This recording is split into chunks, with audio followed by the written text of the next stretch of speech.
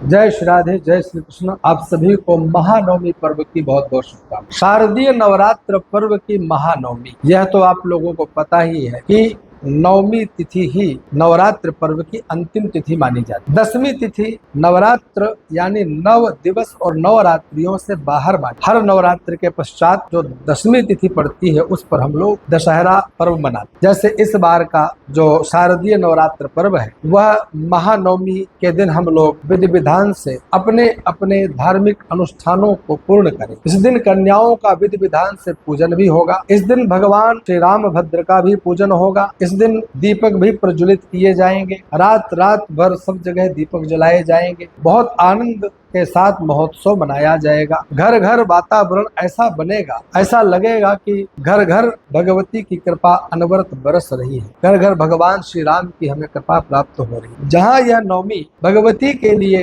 अनेक अनेक प्रकार की कामनाओं को पूर्ण कराने वाली होती है, वहीं पर भगवान श्री राम की कृपा भी इस नवमी और दशहरा पर्व पर हमें प्राप्त हो। इसलिए ध्यान रखना चाहिए कि महानवमी इसलिए ही महानवमी नहीं है कि हम केवल भगवती का ही पूजन करते हुए समय व्यतीत करें, पूर्ण करें। हम इस महानवमी पर भगवान श्री राम को संपूर्ण परिवार के सहित पूजन करें, उनकी भी कृपा की आकांक्षा करें, उनकी भी कृपा प्राप्त करें। महानवमी के दिन बहुत से ऐसे भी भक्त हैं जिनकी कुल परंपरा के अनुसार नवमी पर ही कन्याओं का पूजन, इसी दिन विधि विधान से हवन, पूर्णाहुति, अनेक अनेक संतों ब्राह्मणों को भोजन कराने के साथ, कन्याओं को भोजन कराने के साथ, तो वह भी आप सकाम हो अथवा निष्काम भाव से जो भी अनुष्ठान कर रहे हो उनकी भी पूर्णाहुति लगाएं। इस दिन भगवती के चरण कमलों में प्रणाम करते हुए और उनसे जिन कामनाओं के अनुसार आपने भगवती का आराधन किया है उनको प्रणाम करते हुए उनसे प्रार्थना करें। अवश्य ही भगवती प्रसन्न होंगी और आप लोगों के जीवन में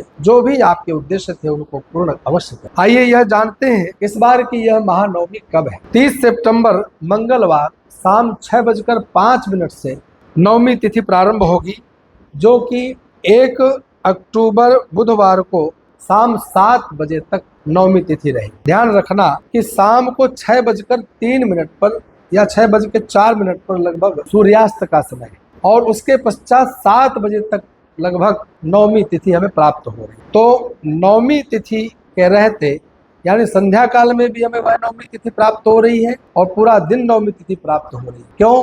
क्योंकि 30 सितंबर मंगलवार शाम 6:05 से यह नवमी तिथि प्रारंभ है। ध्यान रखना।